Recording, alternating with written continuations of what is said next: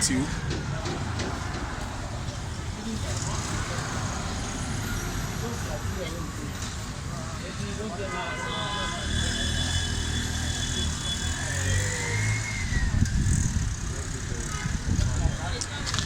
Oh, sorry. Good evening. Good evening to you. Please, can we get to meet you? My name is Raphael. Raphael Mbochiko. Okay, Mr. Raphael. I presume that you heard the news circulating the media of the plan of the government to relocate the Boko Haram rehabilitation camp to the east. Yes. What's your take about it? And that was the internally displaced, persons camp in the north. They are trying to relocate the camp back to southeastern Nigeria, and that has been, generating ripples across southeast, across Nigeria, and especially the Igbo diaspora Igbos outside Nigeria. They are not happy about it. Igbos within Nigeria, they are not happy about it. And recently we heard or read what Chief BITTCOIN, a business magnate from Anambra State, what he said about that policy. That policy is not viable or advisable by Igbo man. And we of course actually learned that it was Hope Uzodimma's alliance with the northern hegemony to relocate internally displaced persons camp in Borno, in Sokoto, and other part of the north, into his community in Imo State. But you can see the National University, Open University of Nigeria, where the camp is located, was on fire 2 days ago. And after fire engulfed that facility, Hope Uzodimma had to come out and debunk and renounce that claim that there was going to be an internally displaced persons camp in the now National Open University of Nigeria. Okay. If I may ask, you said that Governor Hope Uzodimma had a plan with the Northerners. Yes. Do you have? Can you say to a larger extent that yes, he actually had that agreement, or it's a pre-assumption from you and some other persons? No. I can still expatiate on that. You know what? Hope Uzodimma is nursing a political ambition. Not only that, but presidential ambition. And he was promised, if you did not know or if you have not heard, to be a running mate to one of the northern Nigeria flag bearer under either APC or other political party. And that's why he's coming out with all this hard policy without due consultations with Igbo bigwigs. But don't you think that with or without the agreement of the Igbos, the federal government can still go ahead in establishing that camp in the east? Without Igbo's consent, it can work. You know what? FULANI hegemonies, FULANI oligarchy in the north, they have been working very, very hard since 1970 till date to make sure that they reintegrate with Igbos. That was one of their Islamization agenda, which has been going on since inception of Buhari administration in 2015. But you can see what came out of ruralization. Ruralization was one of the major plans they came out with to make sure that after Islamizing the axis of Ebonyi State, that is Africa, they are going to go into Imo State, go into Abia State, and extend their sex evangelism all around Igbo land. But with the advent of a series of protests carried out in the country, that even the government has not even paid attention or heeded to the demands of the citizens. Do you think that anything from the Igbos as a way of standing against the establishment of the IDP camp in Imo State will have any blockage? Do you think that any protest can stop that? Any protest can stop that. Boycotting can stop that. Sit at home can stop that. But I'm telling you that something good is going to come out of it. Without Igbo's consent, it can never all go well. That establishing IDP camp internally displaced persons camp in Imo State. I quote, Eleanor Roosevelt, one of the United States presidents in the past, he said, "You can never be, nobody can make you inferior without your consent. It is when you agree that someone can bring you down." They have been coming up with dangerous policies against Igbo man in the past and even presently because of Igbo man's diplomacy over docility and complacence. Federal government of Nigeria thinks that they can come out with any hard, stringent policy in the southeastern Nigeria without consultation. We are going to bow to it. Now, no, you said something that the former one of the Igbo business magnates. One of the U.S. Presidential candidate said something that you cannot be made. Okay, Roosevelt. Roosevelt. You cannot be made inferior without your consent. Yes. But in Nigeria, we've seen citizens made inferior without their consent. And then you also said that a sit at home can resolve that. But in the case of Nnamdi Kanu, we've had sit at home for over years, and it has not yielded any fruit. So I said it has not yielded fruit.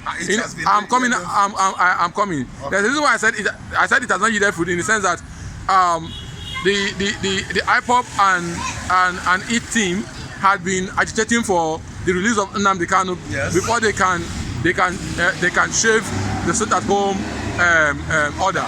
But still, the government has kept adamant ears to it. The present government that came in, people were saying that this government would yield to the clarion call of the citizens in the east by releasing Nnamdi Kanu. But this is a year plus, and nothing has been done. So don't you think that adding another sit at home in pursuit of coming against government policies in the east would bring more hardship to the region, and also help reduce the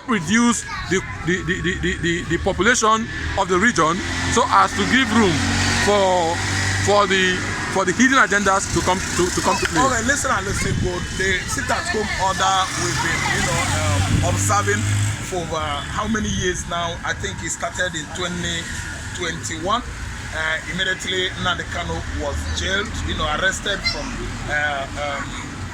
Nairobi, Kenya. We started the sit-at-home order, and we have been observing it for nearly 48 months now. The impacts. It has fundamentally very astounding impact, especially on the federal government of Nigeria, their facilities, their interest in the southeast. Every day, every Tuesday, every Monday, it comes, to at least express that honor of observation of sit at home. The federal government interests in the southeastern Nigeria are at great loss. Banks, institutions like ministries, most of the ministries in the southeast, Central Bank of Nigeria in Enugu, all the branches of all the federal agencies in the north, in the southeastern Nigeria are down too.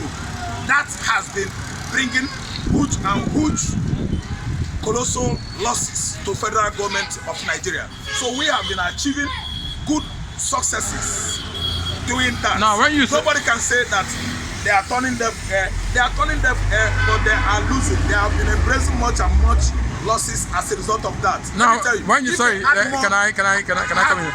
Please, when you say they have been losing, don't you also think that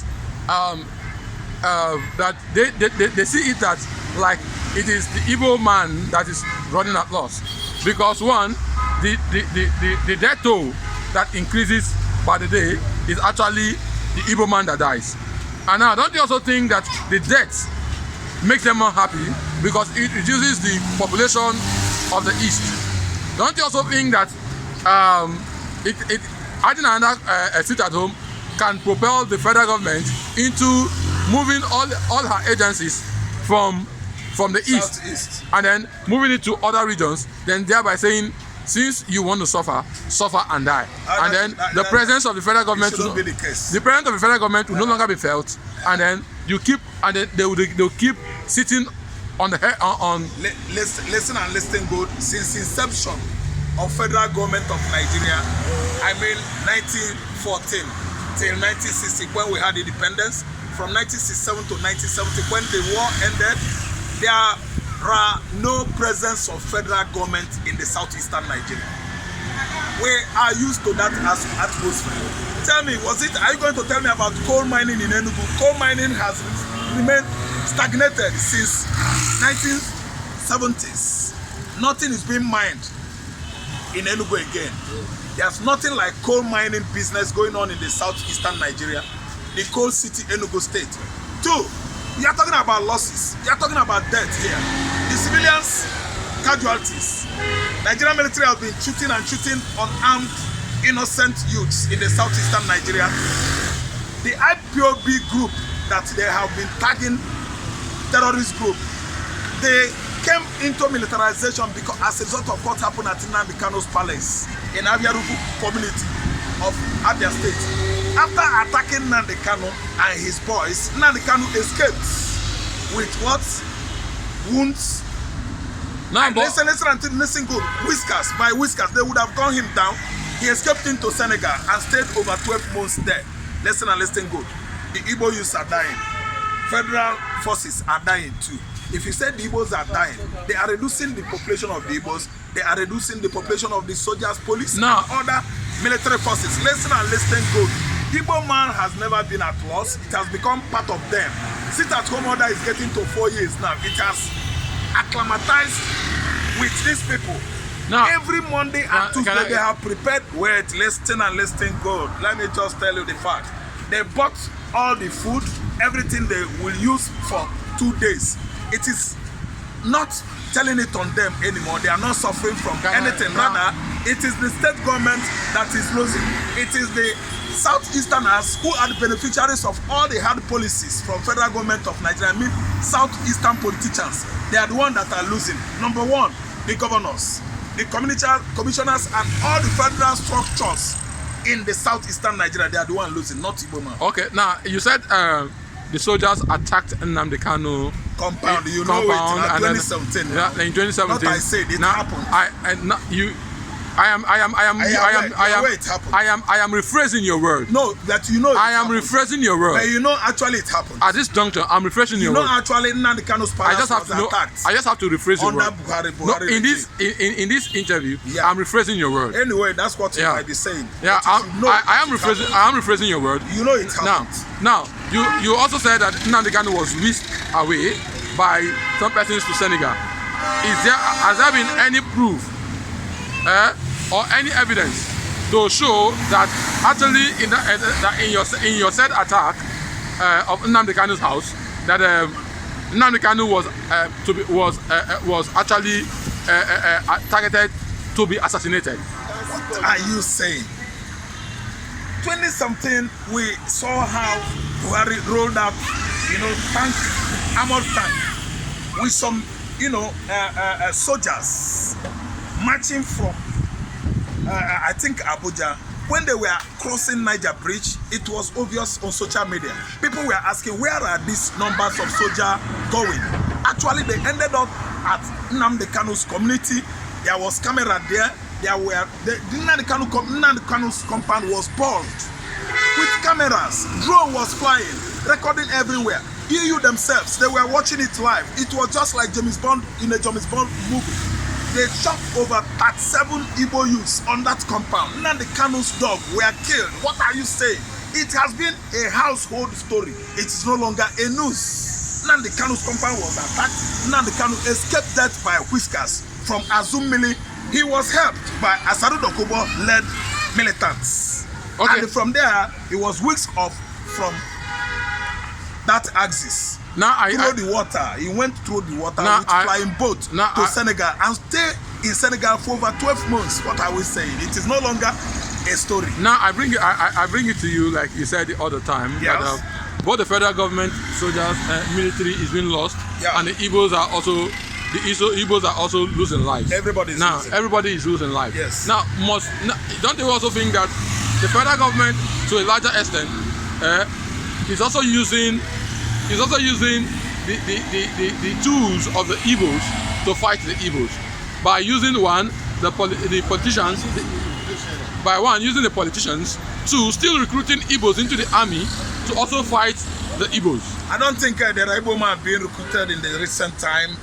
They have been warning the Igbos each and every time military enrollment comes up.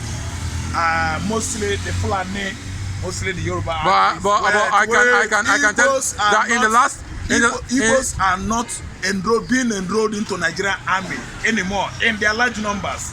There are to some extent. You said no Igbos are, but because I want to tell you that in the last recruitment there were numbers of Igbos who were also part of the recruitment saga, and then you also understand that when it comes to the area, when it comes to attacking the Igbos, they use the recruits from the Igbo land to go fight the Igbos and then give a northern commander ahead of them. You can actually erase that off. Igbos are in the military, Igbos are in the police, Igbos are in the custom, they are even in the migrations. Any Igbo man that is willing to work for federal government of Nigeria might become a victim anytime, because the IPOB members have been sounding it so clearly that any Igbo man enrolled into Nigerian army is ready to take the pill. Yeah, the pills, the payments is there. You know what the payments is. So you cannot actually blot out all the Igbos that are in the Nigerian military. It is not possible.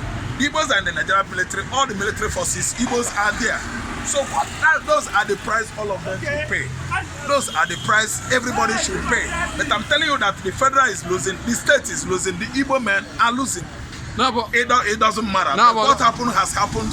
Take but it don't right. Understand that what causes militarization, gun running in the southeastern Nigeria, could be that Buhari did not roll out armored tank with soldiers to invade KANO's compound on September 2017. Nothing like this would have been happening in Igbo land. Okay. And again, would be that they did not go to Kenya and abducted KANO from Nairobi airport, rendered him into Nigeria. Nothing like this is supposed to be happening in Igbo land. So what we are trying to say is that those that will pay the price, they will pay the price. Those that will not pay the price, they will stay. No, but don't you also think that you need your house to be complete for you to be able to fight an outsider? I think marginalization of the Igbos has started for a very long time. There's no house that is needed to be in order. The war escalated in 1967, ended in 1970. To every Igbo man, to every Hausa man, it has not ended. There was a Biafran war from 1970 as it ended, going on and lingering till present time, era. See, nobody's house is in order in Nigeria. We don't have one Nigeria. We don't have any unity in Nigeria. Igbo man is fighting hard to ward off the marginalization that is going on across Nigeria against Igbo man. Okay, you've actually spoken well. I want to say thank you for your words, but I want you in summary to cap up your advice to the Igbos and your advice to the federal government of Nigeria. Let me tell you that the agreement or the marriage between Igbo and the Fulani oligarchy, between Igbo, that's Biafra, and Nigeria, it expired 10 years ago. That was 2014 when Nigeria was 100 years old. It is on international charter, international law. When a country or a nation is up to 100 years, and if there is a region in that country that is not feeling all right with the political imbalances, with whatsoever the system of government such country runs or operates, such particular region is free to sit away from that contraption. That is my own advice. My advice to Nigeria is you should leave Igbo. We are overdone. We are overdone. The marriage is finished. What is going on currently is that a divorce should be signed Igbo man is done with Nigeria. It is time that we all disintegrate. That is my advice. Okay, thank you. It's been nice hearing you, and I pray that the federal government of Nigeria and the Igbos would see reasons to your advice and then act effectively on it. Yes. It's nice having you on set today. See you some other time, God willing, and do have a blissful day.